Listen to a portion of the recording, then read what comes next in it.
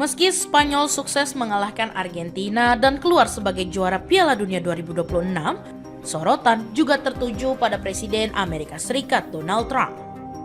Alih-alih hanya merayakan kemenangan Spanyol, Trump justru mengklaim negaranya sebagai pemenang terbesar turnamen karena dinilai berhasil menjadi tuan rumah ajang sepak bola paling bergengsi di dunia.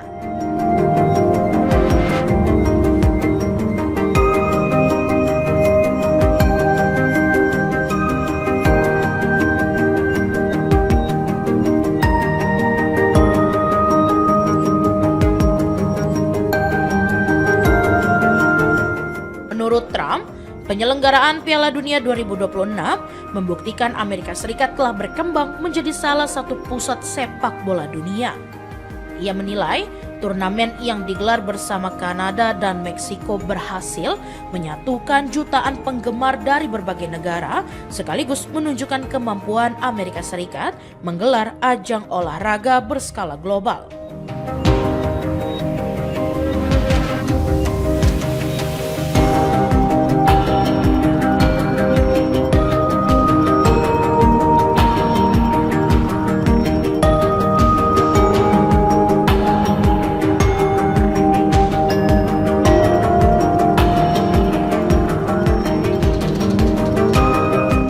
Keyakinan itu membuat Trump kembali mendorong Amerika Serikat untuk mengajukan diri sebagai tuan rumah Piala Dunia berikutnya. Usulan tersebut bahkan sempat ia sampaikan langsung kepada Presiden FIFA Gianni Infantino sebelum laga final berlangsung. Di sisi lain, Trump sempat menuai kontroversi setelah meminta FIFA meninjau kartu merah yang diterima penyerang Amerika Serikat Folarin Balogun pada pertandingan sebelumnya.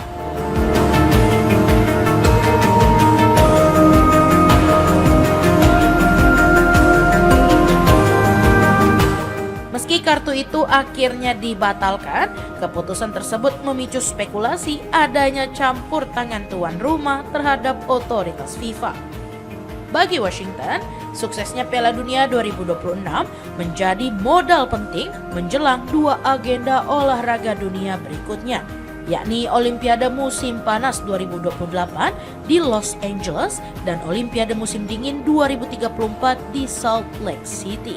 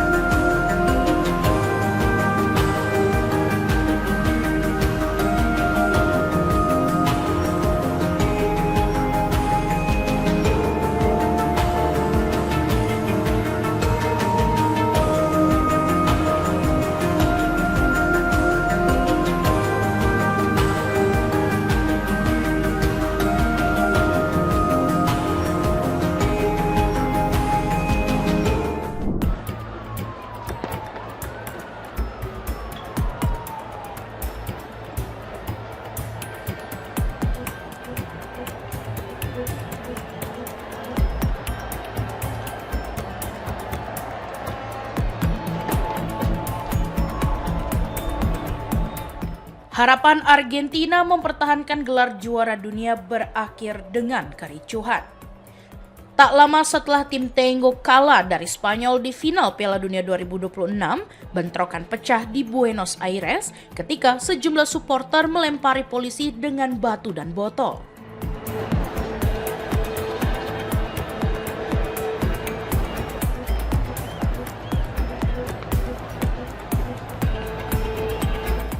Ribuan pendukung Argentina sebelumnya memadati kawasan Obelix untuk menyaksikan laga final yang digelar di New Jersey.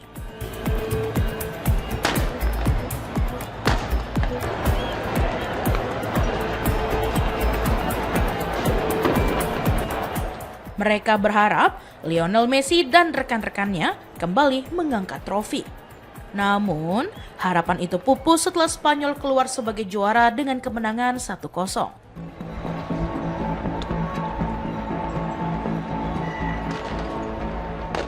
Menurut Infobay, suasana awalnya berlangsung kondusif. Kericuhan baru pecah sekitar pukul 23.45 waktu setempat saat kelompok supporter berusaha menerobos pagar pembatas yang dipasang di sekitar Monumen Obelix.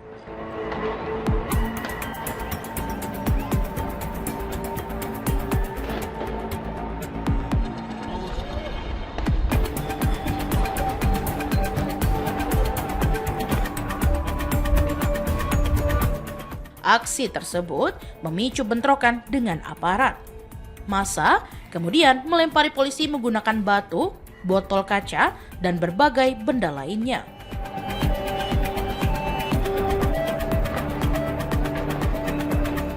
Polisi membalas dengan menembakkan gas air mata serta menyemprotkan meriam air untuk membubarkan kerumunan. Sejumlah ruas jalan di sekitar lokasi pun ditutup sementara.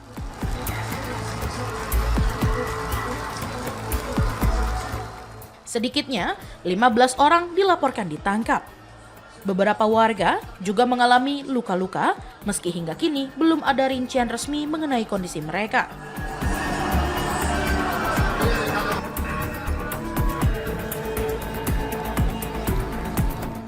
Foto-foto yang beredar memperlihatkan jalanan dipenuhi puing, sementara salah satu gambar menunjukkan seorang polisi menendang supporter yang terjatuh di jalan.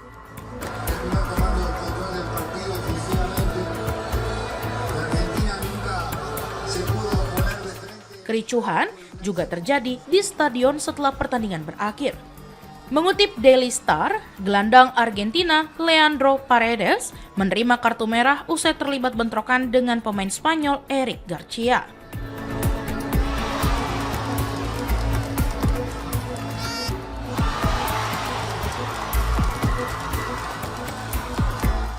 Di tengah kekecewaan atas kegagalan mempertahankan gelar, Presiden Argentina Javier Milei tetap mengumumkan rencana menetapkan hari libur nasional sebagai bentuk penghormatan kepada tim Tengo yang berhasil finish sebagai runner-up Piala Dunia. Jadwal perayaan akan ditentukan kemudian bersama para pemain dan staf pelatih.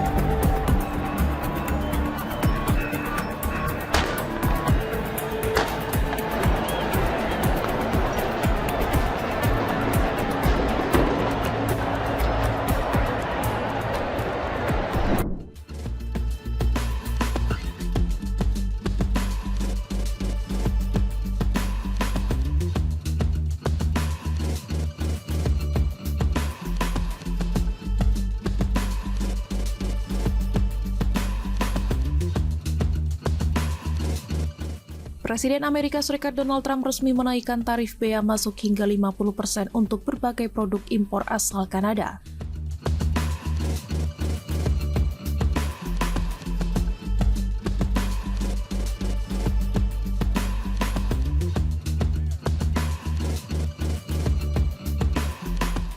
Kebijakan tersebut diambil Trump dengan alasan Kanada dinilai menerapkan perlakuan yang tidak adil terhadap produk alkohol, otomotif, dan olahan susu asal Amerika Serikat.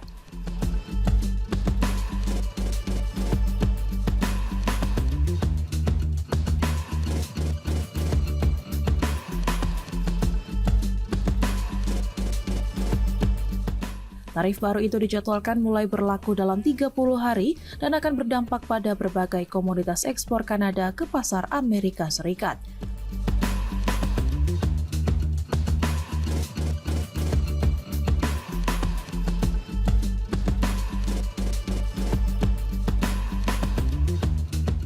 Sejumlah produk yang terkena kebijakan ini antara lain minuman anggur, stik hoki, semen, dan berbagai barang ekspor lainnya.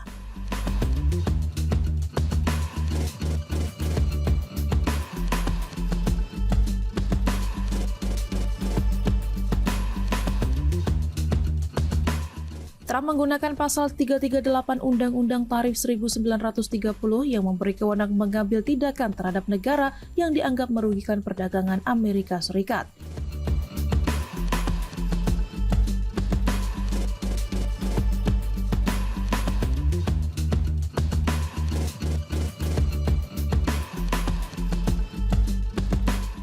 Gedung Putih menyatakan tarif tersebut tidak berlaku untuk sektor energi, potas, serta barang yang sebelumnya sudah dikenai tarif sektoral.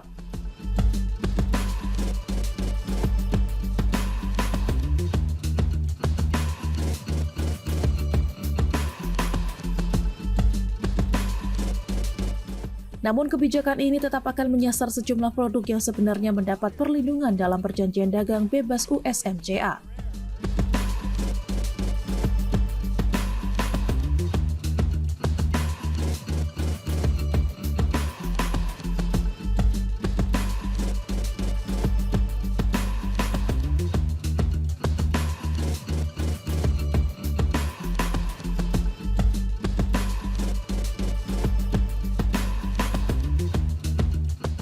Sejak kembali menjabat sebagai presiden, Trump diketahui kembali gencar menerapkan kebijakan tarif tinggi terhadap sejumlah mitra dagang Amerika Serikat.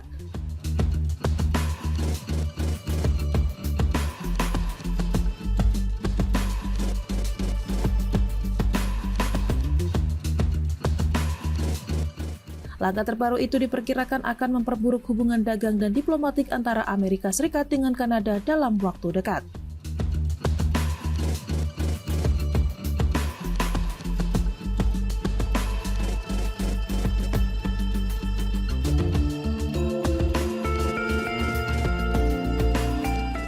Keputusan tersebut diumumkan hanya beberapa hari setelah Trump mengancam Kanada terkait asap kebakaran hutan yang menyebar hingga mencemari wilayah udara Amerika Serikat.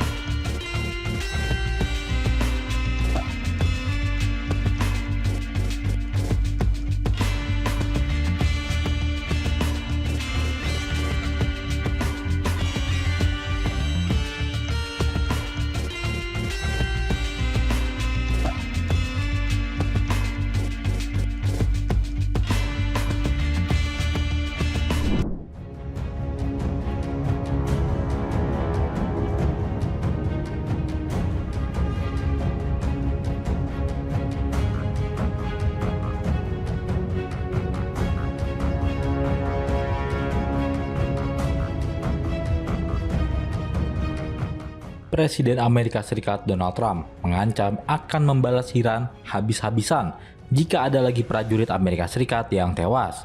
Dalam unggahan di Truth Social Senin 20 Juli 2026,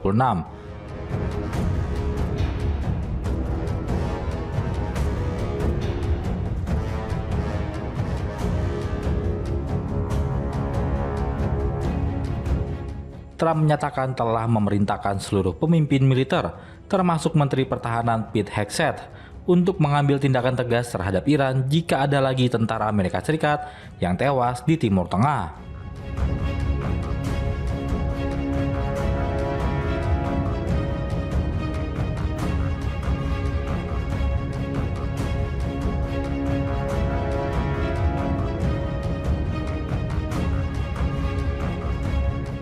Kementerian Pertahanan Amerika Serikat atau Pentagon melaporkan 3 prajurit Amerika Serikat meninggal dunia selama akhir pekan kemarin.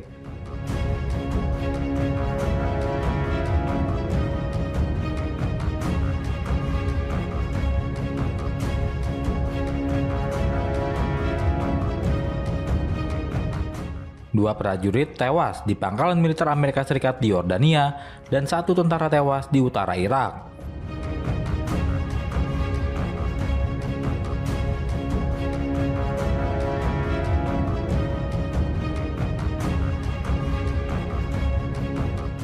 Sejak awal bulan ini, Amerika Serikat dan Iran kembali berperang buntut serangan Teheran terhadap sejumlah kapal komersil di Selat Hormuz.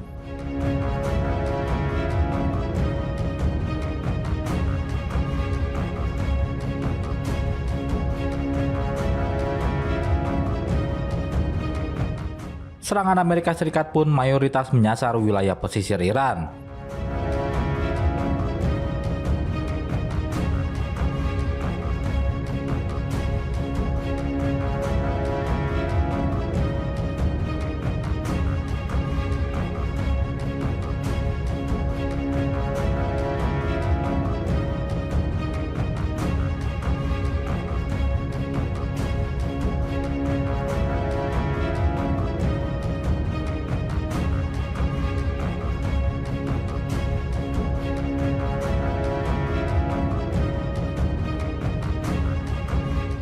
Iran sementara itu membalas dengan menargetkan fasilitas dan pangkalan militer yang digunakan Amerika Serikat di seluruh Timur Tengah. Kedua negara kembali panas meskipun telah menaikkan nota kesepahaman atau MOU damai pada Juni lalu.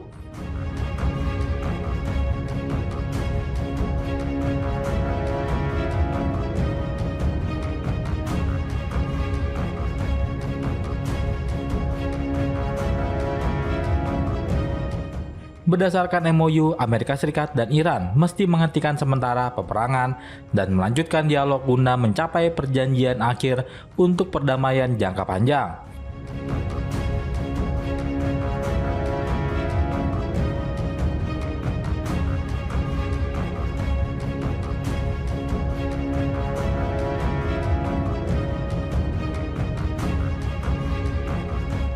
Gedung Putih telah menyatakan pembicaraan Amerika Serikat dan Iran terus berlanjut bersamaan dengan upaya Washington membalas Teheran atas kematian prajuritnya.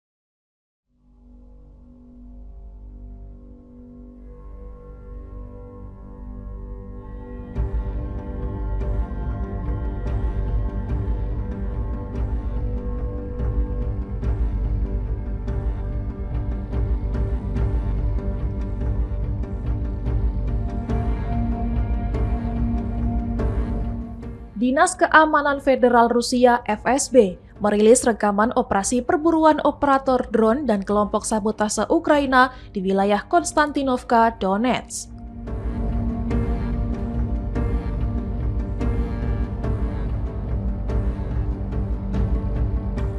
Video yang dipublikasikan FSB memperlihatkan operasi pasukan Rusia di pinggiran Konstantinovka yang diklaim baru saja direbut dari Ukraina.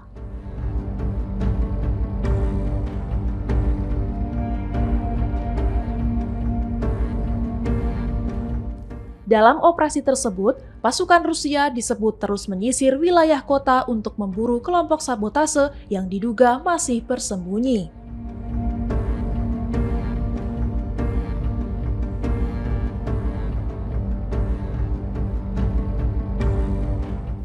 FSB mengeklaim berhasil menemukan pusat kendali drone serta 3 lokasi yang digunakan kelompok sabotase Ukraina.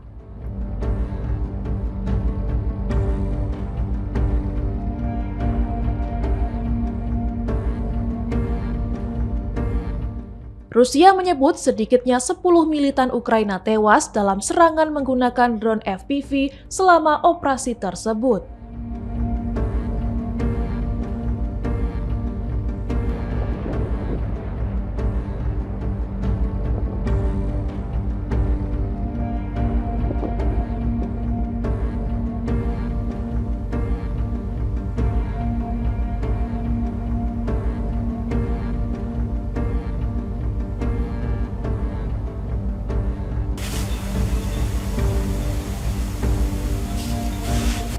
Jatuhnya Konstantinovka disebut menjadi pukulan besar bagi pasukan Ukraina yang bertahan di kawasan Donbas.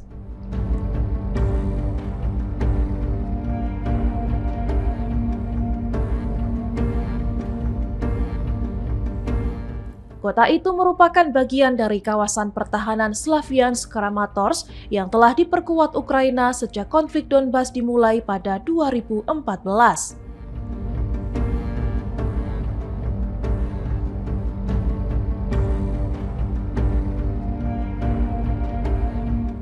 Selama bertahun-tahun, wilayah tersebut dilengkapi bunker, parit pertahanan, dan jaringan terowongan bawah tanah untuk menghadapi serangan Rusia.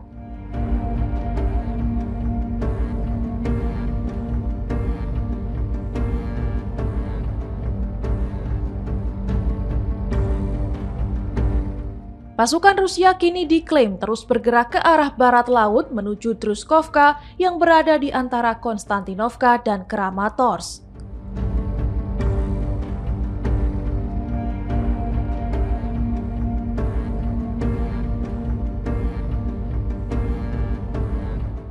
Kepala Staf Umum Rusia Valery Gerasimov mengatakan pasukannya telah memasuki desa Alekseyevo, Druzhkovka, dan masih melanjutkan pertempuran di wilayah tersebut.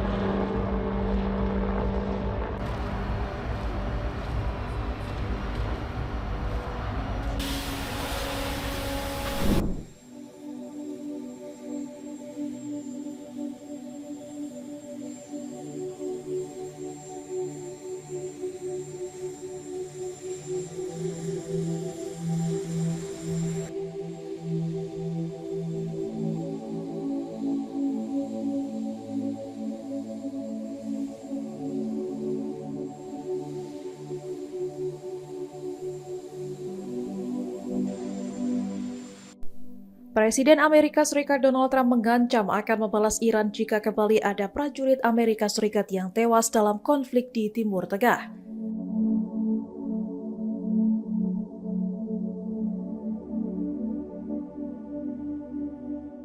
Trump mengaku telah memerintahkan seluruh pimpinan militer, termasuk Menteri Pertahanan Pete Hegseth, untuk mengambil tindakan tegas terhadap Iran.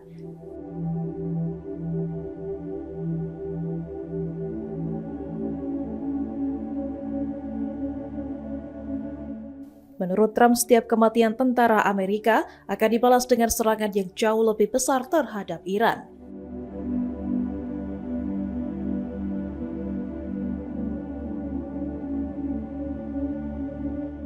Pentagon melaporkan 3 prajurit Amerika Serikat tewas pada akhir pekan, terdiri dari 2 tentara di Yordania dan 1 lainnya di Irak Utara.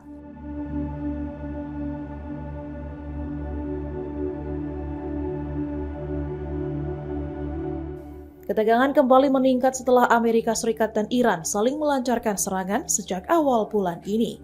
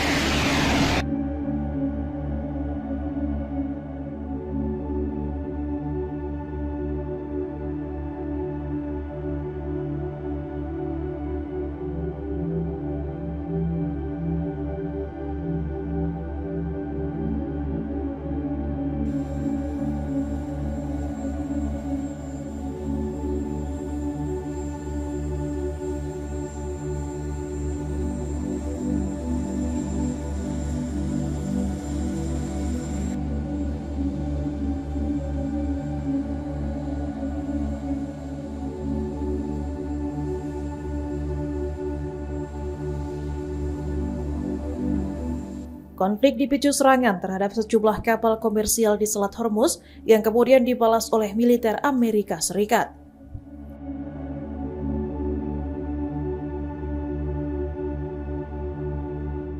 Sebagai balasan, Iran juga menyerang fasilitas serta pangkalan militer Amerika Serikat yang berada di kawasan Timur Tengah.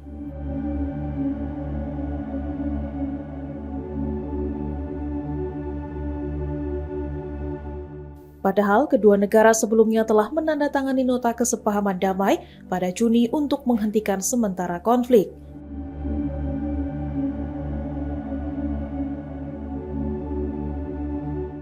Meski dialog diplomatik masih berlangsung, Gedung Putih menegaskan operasi militer terhadap Iran akan terus berlanjut sesuai keputusan Presiden. As opposed to two great patriots.